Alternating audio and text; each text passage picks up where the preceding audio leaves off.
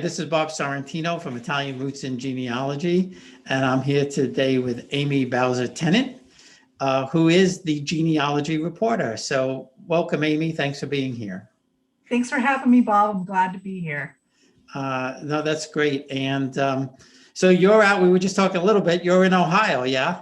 Yes, the good old state of Ohio, in about the Midwestern vicinity in a rural area, born and raised, but I did move away for 17 years. I just happened to move back and buy a little farm 2 miles down from my home place. So.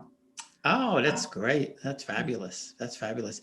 My daughter, both our children are adopted, and my daughter. Mine are too. All three of my children. No kidding. Wow, yeah, that's awesome. That. That's great.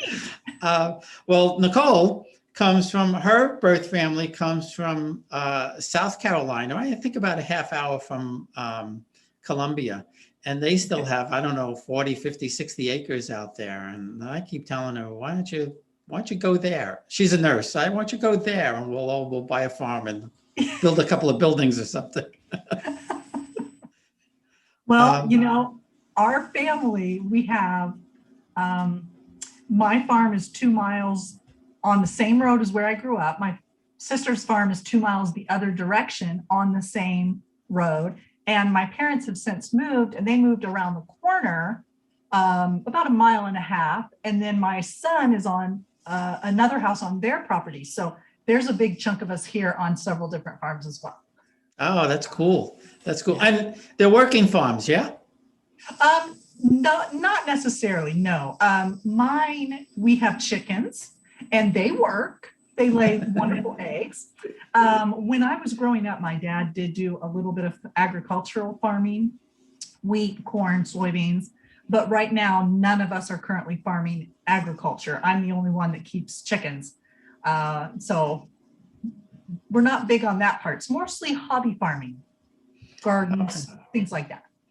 Yeah. Well, my nephew's he's in Massachusetts, and he has chickens too. So I love chickens. So I'm going to assume that since you're in Ohio, that your family's been here for quite some time, yeah? Yes. My family came to the area about 1805-ish on one line, and then probably around the 1830s from another line. So we've been in Ohio for a very long time. We've been in this exact county since the 1940s. Oh, okay. And where did they come from before they came from Ohio? Were they immigrants, or did they come from another state? Or? No, they came from another state. One line came from Delaware, and the other one came from Pennsylvania. The Pennsylvania group were German Baptist, so they came from the German vicinity. The ones in Delaware, I am not 100% sure where all of them came from. One line of the Delaware group was from England, but for the most part, I think we were German English immigrants, and they would have come probably in the time frame of about 1700s. But honestly, I've not been able to substantiate that. So I hesitate to throw that out there until I personally do the research and confirm exactly where they came from. So, yeah, and I'm glad you brought that up because, a lot of people, and I'm the same way. I don't take anything at face value. I have to confirm it and reconfirm it. And sometimes, in one case, I actually went to a professional. I said, "Am I right here?" But I don't take anything at face value. And I know a lot of people, they go on Ancestry and they start clicking away, and, the names are the same, and, they just assume that that's who it is. But I think it's important to stress for this conversation and anybody doing research is you really, really want to be accurate when you do this. Yes, it saves you and everyone else a whole world of hurt. Yeah. If you're accurate and thorough in your research. I agree.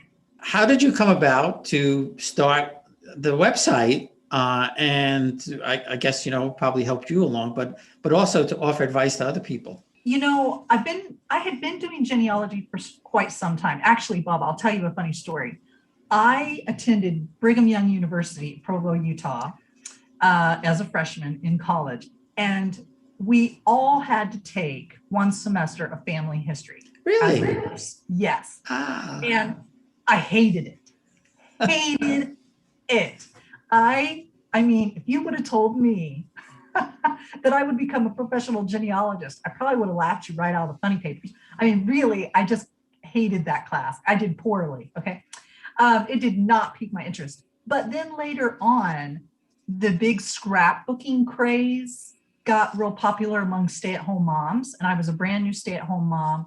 And I thought, yeah, I love scrapbooking. So I started gathering all those family photos and realizing that mom and dad did not know the names of a lot of these pictures.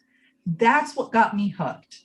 And I started in on my own family search work. And then I got a calling at church as a family history consultant, where I would work at the local family history center and help other people. That is when I realized, I think I might want to make a career of this.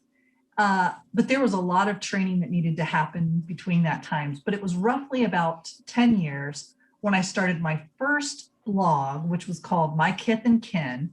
And I did that for several years, kind of playing around, learning the business form of genealogy and what a genealogy blog for education might look like, and then developed the Genealogy Reporter with an emphasis on education, inspiration, and also news, because the genealogy community was moving so quickly that you could hardly keep up with what was going on unless you were immersed in it. And most people don't have time to immerse themselves daily in the goings on of genealogy world. So that's where the Genealogy Reporter came in. Oh, that's pretty neat. And, and I started kind of almost the same way. Unlike you, my mom had the same book when I was growing up, and I grew up a very, very long time ago, more years than I want to admit. But we had the old book, and it actually had this wooden cover on it with the black pages and the little corners and everything. And I used to love going through that book. We always had a card. I've mentioned this before. It's about the size of an index card, which was my my paternal great grandfather from my dad's mom, and he in Italian it said from the Dukes of Capricotta, and my mother would always say he was like a duke or a count or something like that. And I never pursued it, never thought to ask my grandmother or anything like that. But my mom was pretty good. She had the names on the pictures and everything. Fast forward to from probably 1960 to 2005 or somewhere around there, I started getting the bug to find out where I came from and understand that. And that's where I started, with that card. Well, the amazing thing about it is I always thought I would find a little something about this man. What I found was his wife was actually very, very noble in Italy, and led me back as far as Charlemagne, as direct descendants. So once I did that, I really had this bug. And I kind of did the same thing. I started a little website, mainly to kind of just maybe brag a little bit, but also if the family wanted to look at things. And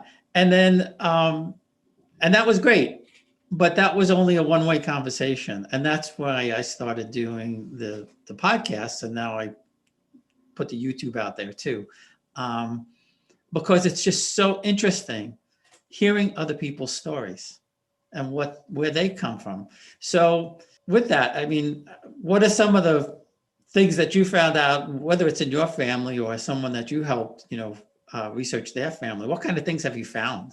Well, I think the most amazing thing that we found, which very much surprises people when I share this, is that my mother's line is they are a family of free people of color. And that's surprising because my mother looks just like me, blonde hair, light skin, blue eyes. So we were very surprised when we found that her great grandfather was listed as a Black child in the censuses. And as we moved back through time, all the family, they were people of color since 1900. So 1910 is where the family started being recorded as white. That's really not that far removed. And so that has led us to lots of new understandings about why the family felt the way they did, why they lived where they lived. Different aspects of their life started making more sense. And then also to then confirm that using DNA evidence was really special. So having that free people of color line, it's been so fascinating. You know, it was surprising, it's been exciting, but it's also really humbling to know that you can't tell by looking at a person what their history is. And that's why, just another reason why research is so important, and sharing of the family stories, whether that be an oral history or a written history or what have you. So that's probably my number one favorite thing. And then I'd say number two has been researching my children's birth families. Mhm. That's been so fun. They don't think it's as fun as I do, but I think it's really fun. My oldest daughter, her family on one side hails from Mexico. So that was very interesting too, because she's a blonde hair, blue eyed, light complected child. And so we realized that there was a Native American, Mexican, Central American tie to her family so close to her, just 2 generations away. So we were able to trace her family back and find that one of her Native American lines leads to a Kiowa Indian woman in New Mexico. I think that was her 5th great grandmother. So those are just 2 of the many awesome things I found doing genealogy. And of course I did the same thing. We all took the test. And the interesting thing about my son, Matthew, is that his dad is Puerto Rican. My wife's dad is Puerto Rican, and they're 5th to 8th cousins through the DNA test. Oh, how neat. So that was an interesting find, obviously. And he's older. He's going to be 26. He never really was interested in finding his birth family that much. We would ask him all the time, and we would say, "Nicole did it. Do you want to?" He really wasn't bothered by it. And then I guess it's almost a year now. I got a message from his sister, who did DNA, and said, "I'm a match to MS on your chart. Who is that?" And, I'm looking for my brother. And I said, "Well, that's him."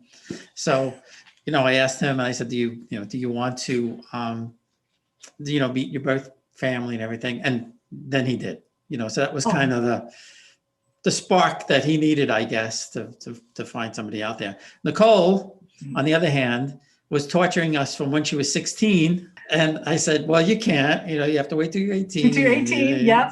That's the way it works." And, "Well, I know somebody who said," I said, "Doesn't matter, So she was the day after her 18th birthday. "Okay, I'm ready. Let's go." We, as I mentioned earlier, they're they were from South Carolina. Both the kids were born in Jacksonville. But okay. Nicole's family was from South Carolina, and doing her research was very interesting because both her parents' families were here from the 1600s. Oh my! And really early. And came through, Virginia and into North Carolina, South Carolina, which just kind of worked their way down. Nicole is a direct from Daniel Boone and Captain Morgan the pirate. Oh my goodness, what that is funny. That is so neat. Wow. Yeah. And she's also a distant dispenser from Princess Di's family. Wow. So I was able to history. Yeah, and that's through her dad's line. Her mom, I couldn't get really that far back. I knew they came here early, but they didn't have any gateway links or anything like that. So I couldn't really go back that far. And so, but I told her, I said, you're an ancestor of Daniel Boone. She said, who's that? So I Kids explained to these her. days. I know, it's unbelievable. Right? I don't know, maybe because we saw Daniel Children. Boone and David Crockett on TV, so we know who they are. Oh, right. And they don't show those shows anymore. So you got that spark. I think it's so funny that you went to Brigham Young University and you had to take a class and you hated it, and now you do it. I think that's hysterical. I know. It is quite ironic that that I was forced to take it. Hey, maybe that's a good lesson to learn. Don't force people. Just encourage, enlighten, and inspire. Yeah. No, absolutely. I mean, I'm one of maybe just a couple of my family that are really, really interested in this stuff. And I can't understand how people aren't interested in it. I know. And other people just think like, yeah, okay, that's nice, but you're out of your mind. Right. That's the way I am. So the proverbial eye roll every time you bring it up or something. Yeah. Yeah. But then, when I do come on something, amazing, or they go, oh, okay, I like that, Right. So what, if people go to your website, what could they find there, and how could you help them find their family or do research on their own? Well, I have two big outlets, I guess I would say. And that would be my website, www.thegenealogyreporter.com, and then my YouTube channel. I do use social media quite a bit, Facebook and Instagram, and I post some videos that are exclusive to Facebook, or some news blasts or blurbs that are exclusive to Facebook or Instagram. So a little bit everywhere you go. At the blog, I try to focus on material that might be more educational. And then also I have a dedicated post for free webinars for the month of whatever. Actually, I'm behind on getting that May one out. So it will be out hopefully later today or tomorrow. But that offers a place to go each month, the beginning of the month, click on this blog post, and it just lists several free webinars that you can attend either live or as a recording, and it's free. And then my YouTube channel is probably the best place for someone to go to have tips and tricks, education in the genealogy field and of research and so forth, but that are short. I try to keep them at anywhere between 5 to 15 minutes long. I don't like them to be terribly long. So it's a trick or a tip that maybe you could listen to real quick and then go and try it for yourself. So that's a little bit about where to go to get good information from my website or from the YouTube channel. Yeah, and I think that's really great advice, because I know a lot of people, especially now, more and more people are doing it. They want to start, but they don't really know where to start or how to start. And should I do a DNA test, or should I hire a professional? I recently just started, because I've done several interviews with them. I point people towards, if you don't want to spend a lot of money, you're not that interested in finding, this whole list of DNA matches, go to familysearch.org, because it's a free resource. Right. So I don't know if you knew, I work for Family Search as a blogger. I also blog for Family Search. Oh, okay. I didn't know that. And yeah, and I'm also a liaison in my area for their digitizing efforts. So we digitize a lot of the county records here. In fact, we have a project starting today in one of the northern counties. But I love Family Search, and not only for, like you were saying, records and the fact that it's free, that you can get your birth and marriage and death certificates from there. But when it comes to starting your genealogy outright, a very beginner course, they have webinars on there for free that will walk you through step by step of how to do your genealogy from the get-go. Just going around the house and picking up pictures of papers and documents and newspaper clippings, from that to filling out a tree and everything in between. And then you can kind of go out to different websites like myself and others who talk about working specifically with land records, or specifically with Freedmen Bureau records or what have you. So I love Family Search. They have so much to offer over there. Yeah, and I did several interviews with people from there. They've been very nice to me and very gracious, I have to say. And one thing that I didn't know about until I talked to them was that they actually have a free consultation, which kind of give you a jump start too. Yes, a lot of people don't realize that, and it's become very popular right now because the family history library there in Salt Lake has been closed, and now they have like just very minimal hours. And so those consults became really popular just recently, but they've been there for a while. So yeah, and I did too. And one of them that I did, I had a roadblock with with a family in Italy, the Riso family, and they uncovered the will from my 6th great granduncle. Wow. 43-page will. Oh my goodness. And it's all in Italian, right? So, oh my. But this 43-page will, where he bequeathed everything to my 5th great grandmother. She was the Duchess of Capricata, and he bequeathed it to her because he only wanted to leave his fortune to somebody with the last name DeRiso, and there were no males. And as I went through this with my friend Elena in Italy, who translated it for me, he was a very strong-willed person and wanted to control things even beyond the grave, and put down certain things about this church had to get money from this person and all of that. But he was very, very much concerned that somebody without the last name DeRiso would get his fortune. And it was quite a lot of money. It was 100,000 Ducati, which a Ducati today is worth would have been worth about $150. So it was quite a lot of money that he left. Wow.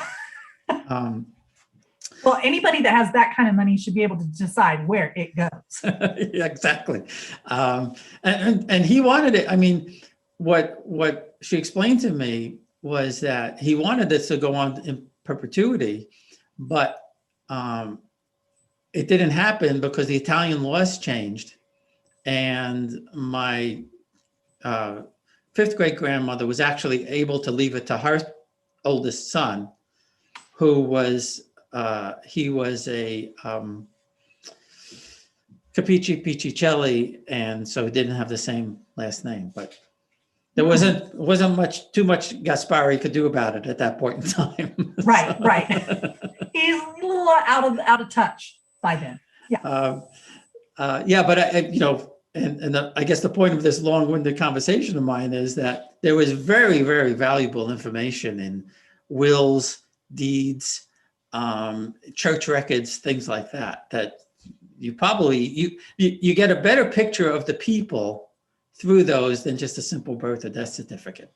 Absolutely. And you know what, too, Bob? I don't think a lot of people realize that at Family Search, when they go in and do that initial search on the search page, and they pop in a name and a place and a blah, blah, blah, they're only getting a results list that is of records that are already indexed.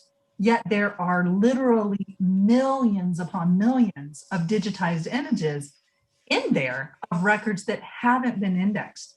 And so learning to use the card catalog, or like you did, going for a consult, will typically reveal these amazing records, land records, probate records, city or town censuses, church records, and all sorts of things that you might have access to, but didn't even know you did because you didn't know how to navigate, Family Search to get it.